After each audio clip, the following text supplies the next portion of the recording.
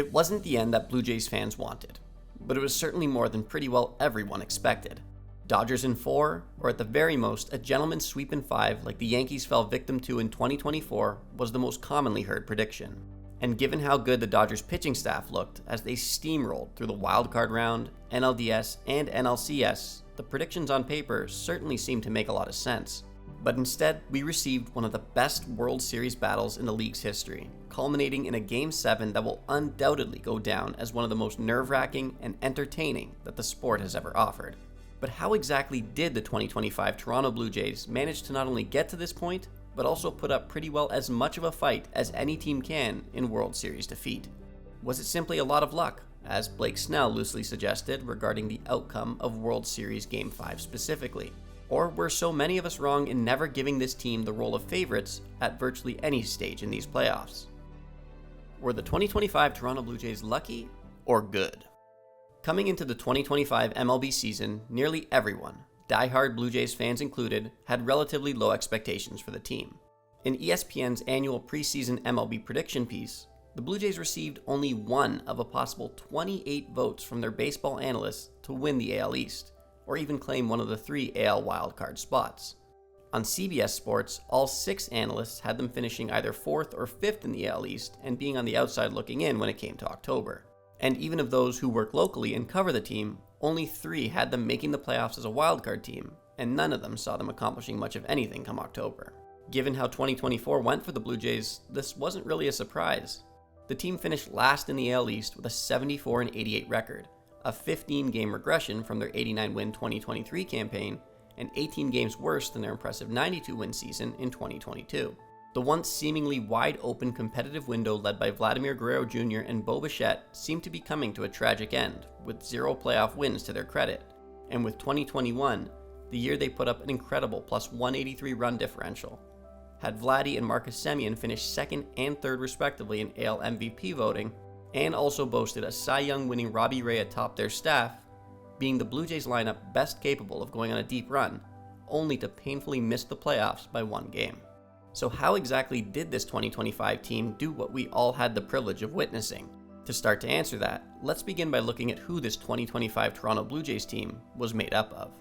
Naturally, we'll start at the top. The Blue Jays are owned by Rogers Communication Inc., a massive Canadian-owned communication and media company that originally purchased 80% of the team in 2000 and bought the remaining 20% in 2004.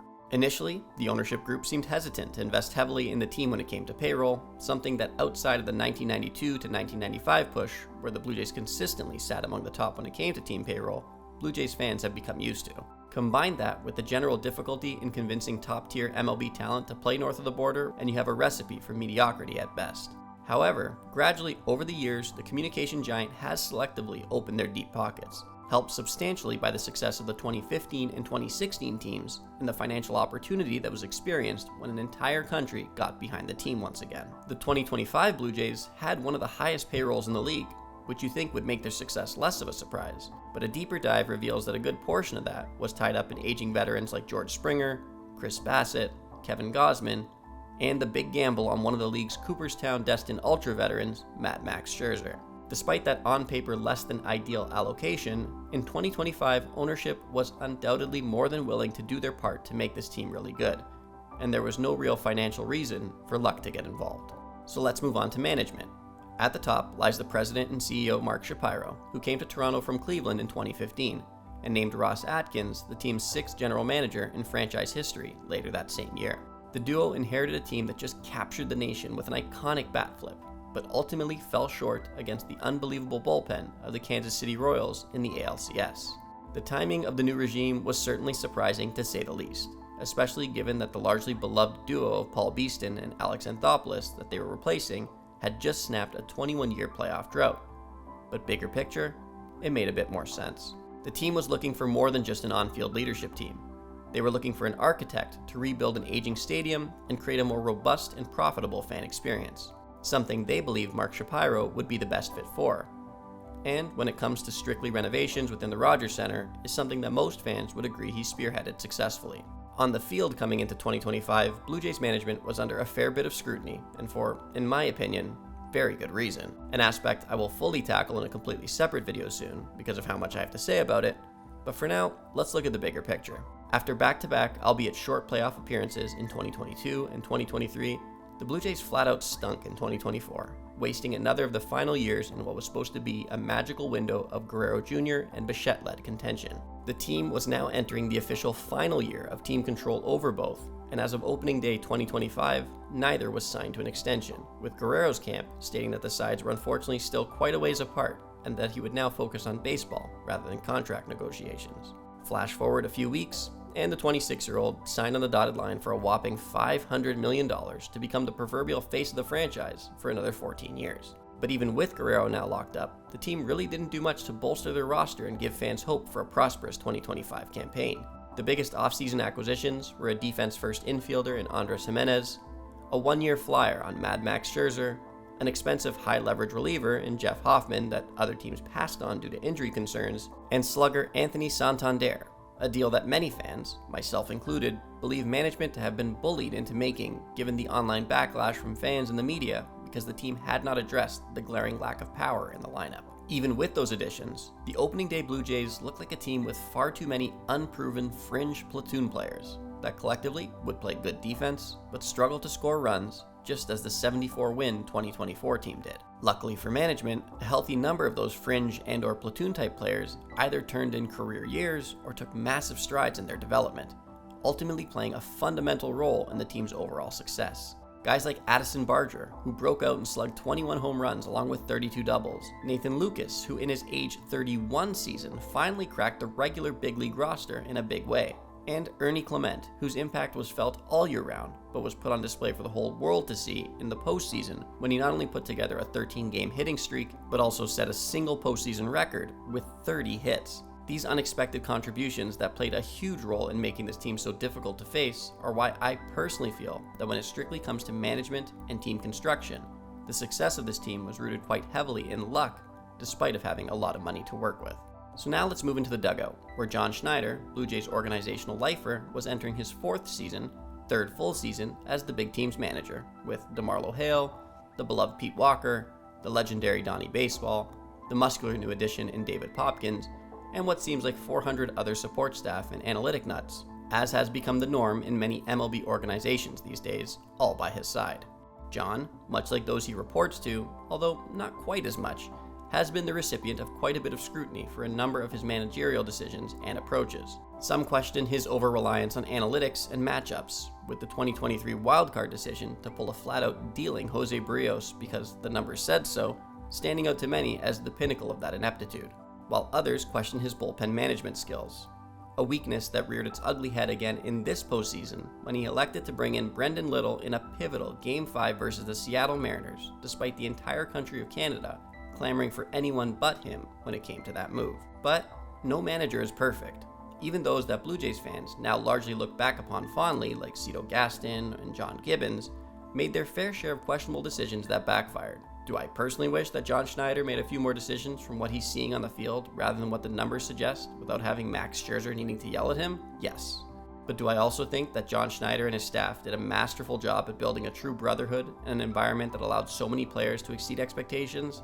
Absolutely. And that, I believe, was pivotal in making the 2025 version of the Blue Jays good rather than just lucky. Now on to the most exciting and undeniably impactful part of the 2025 Blue Jays success, the players. If before the season had started, someone had told you that Nathan Lucas and Miles Straw would play in 135 and 137 regular season games respectively this year, while Ernie Clement led the team with 157 games played, that Dalton Varsho would finish fourth in home runs in the team despite playing in only 71 games, that Anthony Santander would bat 175 with 6 home runs while playing in only 54 regular season games, that Yimi Garcia would only make one appearance after the month of May, and that Chad Green and Eric Swanson would be virtually unpitchable, that Jose Barrios and Bowden Francis would struggle and not be factors down the stretch, and that the $500 million man Vladimir Guerrero Jr. would only hit 23 home runs, yet still finish second on the team in that stat. Would you believe that that team would make it to Game 7 of the World Series? Not a chance. Chances are that you, just like pretty well all MLB analysts, including many that work for the same organization that owns the team, would have predicted another playoff-less season in Toronto. But here we stand with a team that now may just become the blueprint for how to build a winner if you're not the budgetless LA Dodgers. Because that same team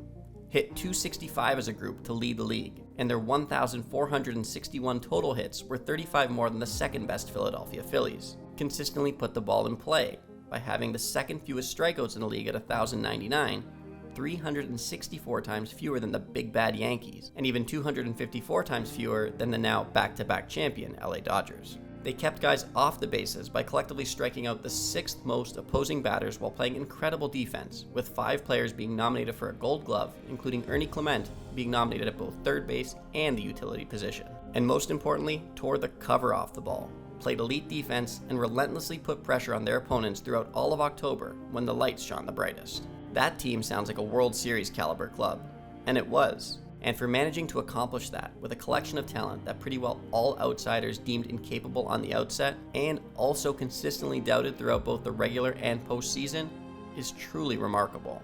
That team captured their first AL East crown since 2015, their first AL pennant since 1993, and emerged just 1 win shy of the ultimate crown against a gauntlet run of playoff opponents in the Aaron Judge-led Yankees, the Big Dumper-led Mariners, and what's basically an all-star team in Los Angeles. For that, this team of players will forever be and should be regarded as good and not just lucky.